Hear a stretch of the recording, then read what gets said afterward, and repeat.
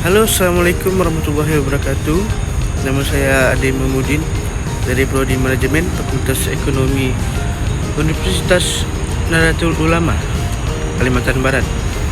Di sini saya akan menjawab pertanyaan soal ulangan akhir semester dari dosen kami, yaitu Pak Rosadi SHGMSI. Oke, pertanyaan yang pertama. Apa saja yang Anda ketahui tentang konsep Islam terhadap lingkungan hidup? Etika lingkungan menjadi faktor internal bagi manusia untuk menghindari langkah-langkah merusak terhadap lingkungan. Hal ini juga dapat ditingkatkan melalui ajaran agama. Mengingat ajaran agama sangat menentukan dalam perilaku individu dan sosial, maka dapat dikatakan jika solusi bagi krisis lingkungan harus dicermati di ajaran agama. Salah satu agama memberi tuntukan yang mekanisme menyikapi dan berperilaku terhadap lingkungan adalah agama Islam. Seperti Townsend White, pakar sejarah abad pertengahan Universitas Princeton dan Universitas Stanford, tahun 1967 menulis makalah di majalah Science terkait hubungan lingkungan dan agama.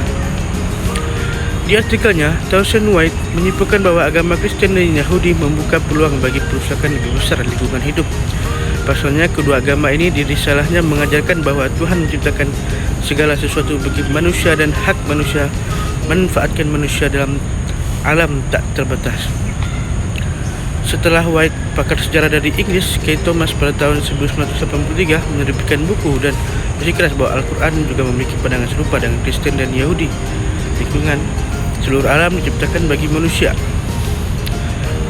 Ia menyatakan tumbuhan dan hewan tidak memiliki emosi dan hak. Salah satu ayat yang dijadikan sandera K. Thomas adalah ayat ke-32 surat Ibrahim yang artinya Allah lah yang telah menciptakan langit dan bumi dan menurunkan air hujan dari langit.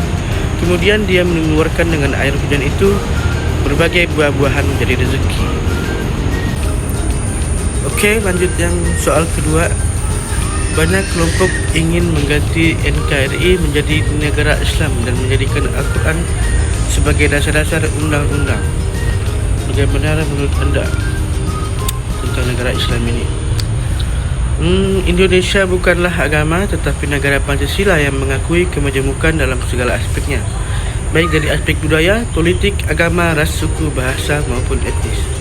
Keragaman ini memerlukan suatu kerangka dasar konstitusional sehingga keragaman itu menjadi modal dasar bagi pembangunan kehidupan berbangsa dan bernegara. Salah satu upaya membangun kehidupan kenegaraan yang plural dan dinamis adalah dengan membangun wawasan kehidupan keagamaan yang mampu menghargai dan menghormati keragaman budaya dan adat istiadat yang dimiliki oleh masing-masing pemeluk agama. Pancasila merupakan pedoman platform bagi bangsa Indonesia bermaneka Pancasila dipilih sebagai dasar. Dengan cara itulah kemerdekaan terjaga. Ikatan politik yang mendasarinya bukanlah sentimen primordial, melainkan sebagai bangsa. Pancasila yang titik temu menyatukan warga Muslim dan Muslim adalah dalam persaudaraan kebangsaan. Para pendiri bangsa kita menjadi tuntutan menerapkan piagam Jakarta dalam konstitusi Indonesia yang menjemuk akan berujung pada perpecahan bangsa dan sekretarianisme politik Pancasila.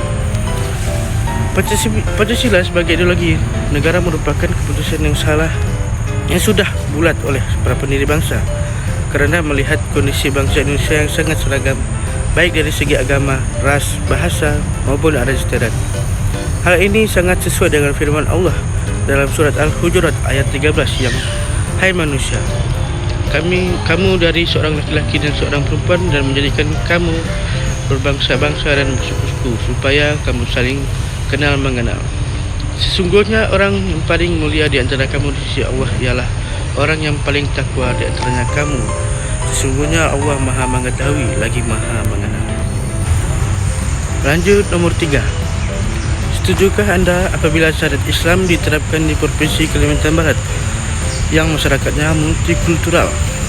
Kalau Anda menjawab setuju, jelaskan alasannya. Apabila tidak setuju, jelaskan alasannya juga. Islam merupakan agama yang terbukti berhasil mewujudkan masyarakat yang multikultural di Madinah, Baghdad, Palestina, Andalusia dan sebagainya. Sejarah sosial Islam sangat berbeda dengan sejarah kehidupan keagamaan di Barat yang beratus tahun menerapkan sistem teokrasi dan mengalami konflik keagamaan yang sangat parah. sehingga menimbulkan trauma sejarah dan keagamaan yang mendalam. Dari sinilah muncul Renaissance yang berujung kepada sekularisme, liberalisme, dan atau penyingkiran nilai-nilai agama dalam kehidupan. Ada yang memahami multikulturalisme merupakan wahana menuju pendangkalan keimanan atau akidah seseorang dalam beragama dan beranggapan bahwa agama-agama seakan sama, padahal masyarakat Nusantara memiliki aneka ragam budaya, tapi realita yang ada jauh dari harapan yang diidealkan. Ironisnya, umat Muslim seringkali menggunakan interpretasi teks Al-Quran untuk melegitimasi kepentingan kelompok, golongan maupun agamanya. Keragaman merupakan salah satu realitas utama yang dialami masyarakat dan kebudayaan di masa silam kini dan di waktu-waktu mendatang. Sebagai fakta, keragaman sering disikapi secara berbeda. Kondisi seperti ini memunculkan pertanyaan, apakah keanekaragaman di Provinsi Kalimantan Barat ini akan menimbulkan masalah yang mengancam disintegrasi Provinsi Kalimantan Barat ini?